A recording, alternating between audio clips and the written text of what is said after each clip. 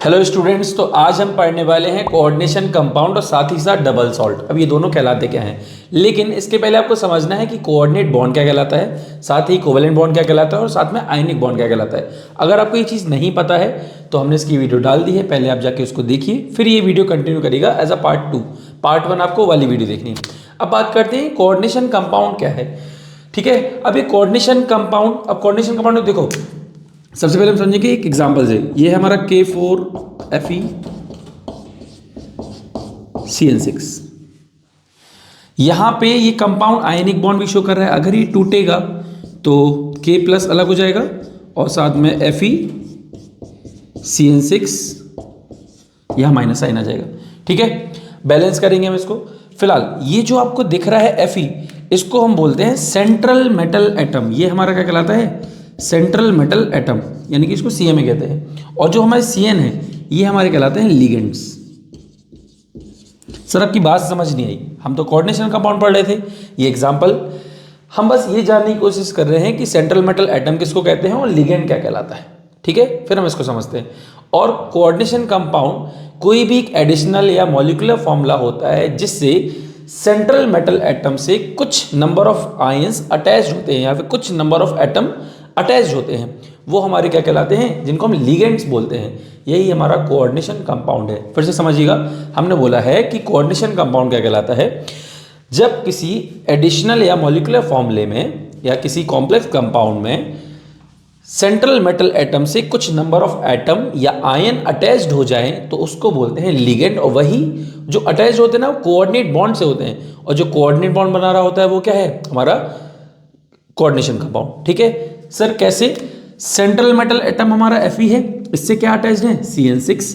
तो देखो जरा, Fe और Fe से यहां पे CN, ये भी CN,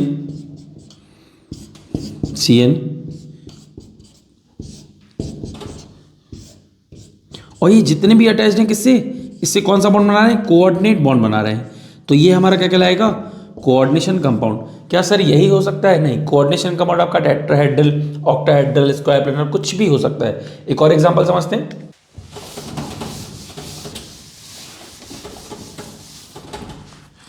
एग्जांपल के फॉर्म पे है आपके पास NiCO4, दूसरा कोबाल्ट है ये COF6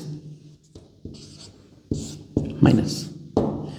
तो जो Ni दिख रहा है ना, ये हमारा क्या है, सेंट्रल मेटल एटम है।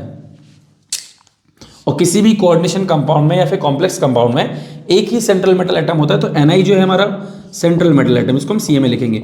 और बाकी जितने भी इससे कार्बोनिल अटैच्ड हैं, CO मतलब कार्बोनिल कंपाउंड, तो ये क्या है, इसके लिगेंड्स हैं। ठीक है, ये हमारे क्या कहलाएंगे, लिगेंड्स कहलाएंगे। CO सेंट्रल मेटल एटम यानी कि CMA, F6 क्या है, ये इसका लिगेंड। कितने टोटल नंबर ऑफ लिगेंड हो गए, 6। सर बात लिगेंड बार बार लिगेंड कर रहे हैं, ये लिगेंड क्या कहलाते हैं, लिगेंड वो होते हैं जो एटलीस्ट एक लोन पेयर डोनेट करने की कैपेसिटी रखते हो सेंट्रल मेटल एटम को। हमने बोला ligand are those which donate at least one lone pair of electron to the central metal atom. मतलब ये जो CO है, कोई ना कोई लोन पेयर है, कोई ना कोई चार्ज इसको डोनेट कर रहा होगा। ठीक है, जो F6 है, कोई ना कोई लोन पेयर इसको डोनेट कर रहा होगा इस सेंट्रल मेटल एटम को। तो ये हमारे क्या कहलाते हैं, कॉम्प्लेक्स कंपाउंड या कोऑर्डिनेशन कंपाउंड। अब बात करते हैं हम लोग डबल सॉल्ट की। ये डबल सॉल्ट क्या कहलाता है, पहले लिख लें भाई, डबल सॉल्ट।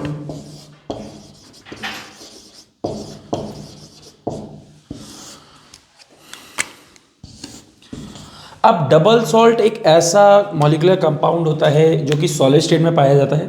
ठीक है, और इसको जैसे ही हम किसी भी एक्वस सॉल्यूशन में डालते हैं तो ये अलग अलग आयन में डिसोशिएट हो जाता है। यानी कि डबल सॉल्ट एक ऐसा कंपाउंड है या फिर ऐसा एक मॉलिक्यूलर फॉर्मूला है जिसको हम किसी भी एक्वस सॉल्यूशन में डालेंगे या किसी भी सॉल्यूशन में डालते हैं तो अलग अलग आयन में क्या हो जाता है, डिसोशिएट हो जाता है। वो कैसे देखते हैं। सबसे पहले हमारे पास डबल सॉल्ट का फॉर्मूला है, फिटकरी का फॉर्मूला पढ़ा ही होगा आपने क्लास 10th में।